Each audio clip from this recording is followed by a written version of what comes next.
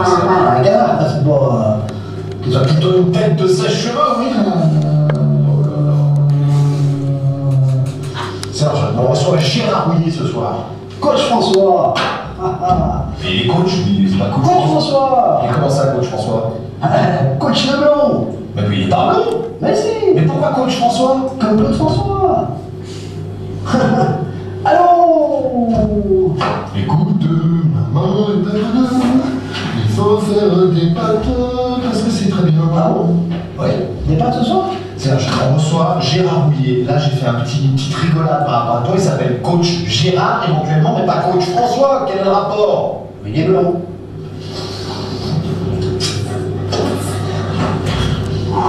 Hein? Oui. Oui, il est blond, Serge, et on reçoit Claude François. Ah ben voilà, tu vois, et on va chanter alors. Le lundi au soleil. Ting ting ting ting ting ting ting ting ting ting ting ting ting ting.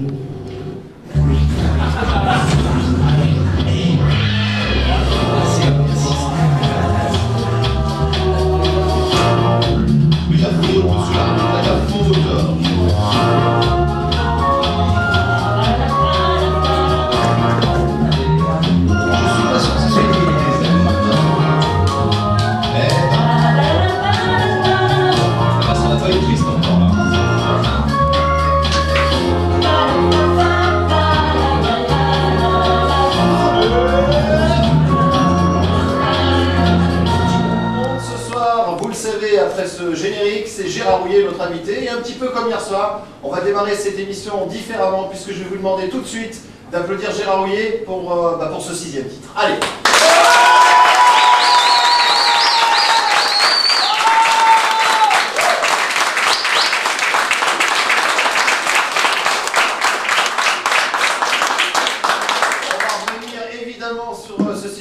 On va revenir évidemment sur la saison de l'Olympique Lyonnais, mais on va revenir également sur l'actualité du club, puisque OL System, c'est toute l'actu au jour le jour. Et aujourd'hui, nous parlerons notamment de l'entraînement et aussi de la Ligue des Champions, puisqu'il y a une belle soirée ce soir, même une très belle soirée. Et puis on aura aussi le parcours de l'Olympique Lyonnais avec des matchs clés selon la rédaction de OLTV. Ouais, on débute ce soir. Bonsoir.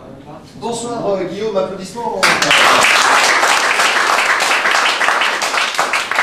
On débute donc ce soir une série de reportages consacrés à ce 6e titre historique. On débute ce soir donc avec 4 matchs clés selon la rédaction de OLTV. On a choisi ça, de faire ça aujourd'hui pour profiter de la présence de Gérard, donc il nous donne son avis à lui.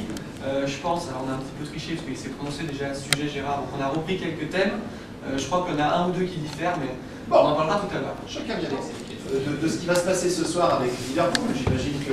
Demain, pardonne-moi. J'imagine que ça, pour toi, ça a une connotation un petit peu particulière, ou finalement, la vie d'un entraîneur, c'est de passer de club en club, et voilà... Ah non, c'est pas une connotation plus que particulière, parce que quand je suis arrivé à Liverpool, c'était complètement différent d'ici à Lyon. Il a fallu reconstruire l'équipe, et pratiquement, lorsqu'ils ont gagné la Champions League en 2005, je vais quitter avant, 12 joueurs sur les 14 étaient des joueurs que j'avais fait venir au club ou que j'avais, disons, promu du stade de jeunes à l'équipe première, en particulier Steven Gerrard notamment. Et donc j'étais très fier de leur succès parce que, d'ailleurs, ce qui a été très touchant, c'était lorsque je suis arrivé dans le vestiaire après leur victoire. Ça restera un moment de votre vie, ça restera un moment très très fort. Et puis donc c'est un peu différent puisque encore une bonne partie des joueurs qui sont là et que j'ai connus, et savoir que maintenant régulièrement, bon, vous avez déjà joué 4 fois la Champions League sur 6 saisons, mais savoir que régulièrement maintenant ils sont en Champions League et qu'ils atteignent ce stade, ne pas oublier, entre parenthèses, qu'il est arrivé la saison dernière, ce qui est arrivé à l'Olympique Lyonnais. Parce que la saison dernière, ils ont joué contre Benfica, ils ont fait 0-0 à Benfica et ils ont perdu 2-0 chez eux. C'est exactement le même scénario qu'on a nous vécu contre Rome. C'est en demi-finale cette saison. Si je te demande, Coupe de la Ligue, parce que j'ai demandé à mon équipe de la jouer, je pense qu'on a joué, on s'est même époumoné à faire du jeu, à créer du jeu, et on a ajouté sur une défense hermétique, rugueuse, surtout dans la vie annexée, et pour cela probablement protégé par l'arbitrage de M. Pizzirillo, et puis cette défaite-là m'a resté un peu en travers de la gorge. Parce que je me suis dit, comment on peut prôner le jeu offensif et avoir des arbitres qui ne protègent pas les attaquants. Ça, c'était pour moi. Je ne suis pas du tout d'amertume, c'est simplement le fait que j'ai l'impression qu'il y a une équipe qui a tout tenté et essayé de jouer, puis une autre équipe qui a eu 2 tirs au but. La deuxième défaite, c'est à Marseille, mais je pense que Marseille, c'était une comédie, parce qu'il y avait cache-cache, des foulards qui se promenaient dans le stade, et qui avaient créé une telle atmosphère, une telle intensité. Ça me rappelait un peu Tapi avec Bernès, je ne sais pas, vous vous souvenez de la prison. C'est vrai que ce match-là, bon, n'importe quelle équipe passe à la trappe. Nous, on s'est un petit peu écroulé dans les fins de match, il nous manquait aussi quelques joueurs, on a suspendu. C'est, disons, deux défaites qui me laissent un petit peu Si tu es à la place de Bordeaux, avec les moyens de Bordeaux sur la finale de la Coupe de la Ligue, très honnêtement, on se regarde droit dans les yeux, est-ce que tu joues pas comme eux? Non, mais de toute façon, si on veut jouer comme ça, il faut trouver un autre entraîneur. C'est pas ma philosophie de jeu. Je crois toujours qu'on progresse quand on joue pour gagner. Sur le court terme, quelquefois, on n'a pas les résultats, mais si on joue pour gagner, ça ne veut pas dire pas bien défendre. C'est-à-dire que nous, quand on a le ballon, c'était à Auxerre, on joue pour attaquer. Et comme, quand on a joué contre 3 à 3, dans les arrêts de jeu, on a eu des occasions de but. On a perdu sur un corner à la 94e minute. Et à l'info, la première info, c'est un petit peu une habitude dans OL System. On va parler de l'entraînement du jour sous un soleil tapant à Lyon comme un peu partout en France. Ouais, on va parler dans cette première partie de l'OL System, de l'info en tout cas, de l'actu footballistique. Alors on commence par l'actu lyonnaise, après on parlera de la Ligue des Champions, et l'actu européenne. Donc voici les images de l'entraînement du jour qui avait lieu cet après-midi à Tola-Volage. On va profiter de la présence de Gérard pour nous détailler la séance du jour. Alors c'est une séance de reprise, hier vous étiez au repos. Quel était le contenu aujourd'hui, Gérard, et le programme? Il y a une première partie qui était effectuée sous la direction de Robert Duvien, sans ballon. Ensuite, il y a eu un travail, disons, de finition, je dirais, dans le domaine de l'échauffement. Après, c'était un tournoi avec 3 équipes.